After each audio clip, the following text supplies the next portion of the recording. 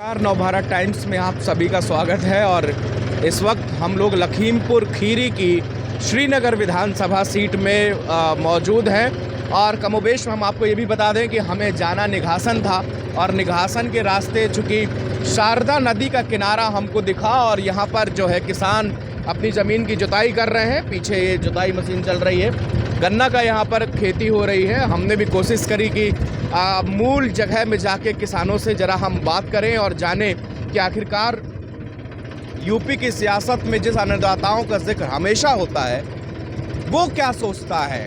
इधर तक आने की शायद ही कोई इस इलाके में बेल्ट में हम लोग जहां नवभारत टाइम्स की टीम आज यहां पर मौजूद है, पहुंची हुई है, तो ज़रा हम इन लोगों से बात करेंगे और जानेंगे कि इनकी क्या समस्याएं हैं। क्या किसानियों में देखिए दिन रात मेहनत कर रहे हैं, जुताई पूरा इतना बड़ा क्षेत्र है।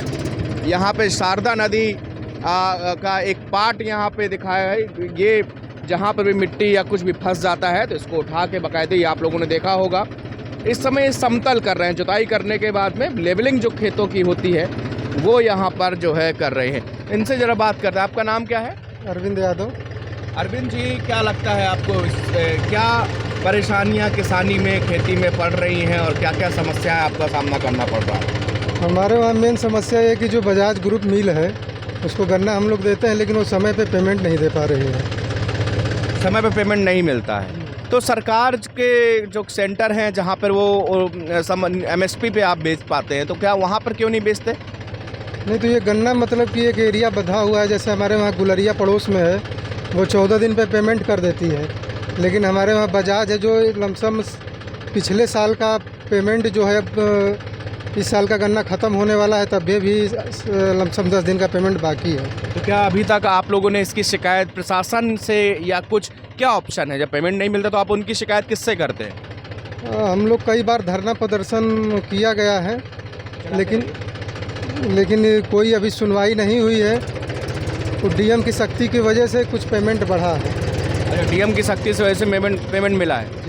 अच्छा, पिछले 5 साल में यहाँ पर क्या विकास हुआ, क्या काम हुए? विकास तो हमारे क्षेत्र में कोई विशेष विकास नहीं हुआ है और हमारे क्षेत्र की समस्या जो है बालू की खदान की है। अगर ये रुक जाए तो बहुत ही अच्छा है। ये शारदा नदी में खदान चल रही है कब से? ये लमसम 3 वर्षों से चल रही है। तो क्या इससे क्या आपको नुकसान होता है? जी, नदी का बराबर झुकाव इसी साइड में रहता है। ये ज़मीनों का कटने का डर है। अच्छा, तो ज़मीनों कटने का क्या बाढ़ की भी समस्या है? जी, बाढ़ की बहुत ज़्यादा समस्या है। हम लोग खेत हर साल मतलब कि काट के बराबर करवाते हैं और सील्डिंग बराबर बालू किया जाती है। अच्छा, तो मैं देख रहा हूँ ये जो मिट्टी में बहुत रेत मिली हुई है, पूरी रेतीली मिट्टी है, तो पैदावार पे भी असर पड़ता होगा? जी, बहुत ज़्यादा पैदावार पे असर है। बराबर बाढ़ आने की वजह से बालू जमा हो जाती है तो इससे दिक्कत बहुत होती है। अच्छा, ये बताइए, यहाँ पे अब चुनाव होने वाले हैं 5 साल, अब फिर से आप सरकार बनाने या बिगाड़ने का मौका एक बार मिलता है ये मतदाता को। आपके जहन में क्या मसले हैं जिसको लेकर आप वोट डालने जाएंगे? ये हमारे वहाँ की विकास पे ही है मुद्दा। सरकार बीजेपी भी अच्छी है, अच्छा काम किया है, बस हम लोगों किसानों के लिए पेमेंट समय पर दिलवाती रहे। मतलब कि पेमेंट का आपका ये जो गन्ना का मूल है। अच्छा, हमने सुना है और तमाम दावे भी मैं और भी जगह किसानों से मिला तो वहाँ पे ये था कि हाँ, हमको समय से पेमेंट मिल जाता है। और तो उसमें आपके लिए ये प्राइवेट कंपनियों को बेचना क्या कंपलसरी है? जी, ये बाइंडिंग है समिति के द्वारा कि इसी का बजाजी ग्रुप को हम लोग को देना है। अगर हमारा एरिया कट के गुलरिया को लग जाए तो ज़्यादा बेहतर है। वो 14 दिन पे पेमेंट कर रही है। अच्छा, ये समिति की तरफ से तय हो गया है कि बजाज को आप देंगे? जी, ये समिति की तरफ से है। ये हम लोग खम्भाड़ खेड़ा के बहुत ज़्यादा नज़दीक हैं, इसलिए हमारा एरिया खम्भाड़ खेड़ा से लगा हुआ है। अच्छा जी, तो ये अभी आप गन्ना ही इसमें पैदा करेंगे? जी, अभी गन्ना इसको काटा है हमने, फिर इसमें गन्ना की बुआई करेंगे। धान की फसल यहाँ पे नहीं हो पाती है। हाँ। पानी बहुत ज़्यादा लगता है। अच्छा, ये क्या रखा हुआ है? ये लेबल के लिए है, कंप्यूटराइज जिसको करहा बोला जाता है। हमारा ये साधारण का रहा है और जो दूसरे ट्रैक्टर में है वो कंप्यूटराइज है। मतलब कंप्यूटराइज, इससे पता चल जाता है खेत हाँ, की लेबलिंग? हाँ, कि कहाँ ज़्यादा खाली है और ऊंचा है। अच्छा, कितनी पैदावार हो जाती है? कितने ये क्या हिसाब की पैदावार है इसमें?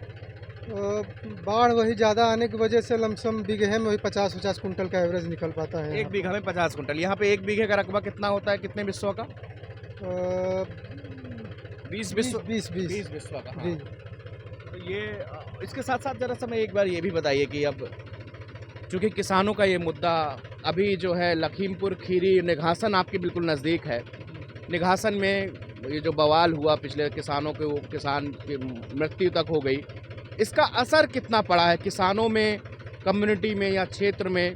जो कि आपको पता है कि आज जो अजय मिश्रा टेनी जो गृह राज्य मंत्री हैं, उनके लड़के आशीष मिश्रा आज जेल से भी रिहा हो रहे हैं, तो जमानत मिल गई उनको। तो वो क्या उनका मुद्दा लोगों पे उसके प्रति भी गुस्सा है? उसके प्रति कोई खास गुस्सा लोगों में नहीं है, क्योंकि वो एक राजनीति के हिसाब से था। अब उसमें क्या हुआ क्या नहीं हुआ कोई, अब ये तो जो मौके पे था वही बता पाएगा। अच्छा, नहीं, निघासन यहाँ से कितनी दूर है? निघासन यहाँ से लगभग, अगर ये सीधा ही रास्ता बना होता तो 20 किलोमीटर था, लेकिन आपको शारदा नगर होके जाना पड़ेगा, 45 किलोमीटर है।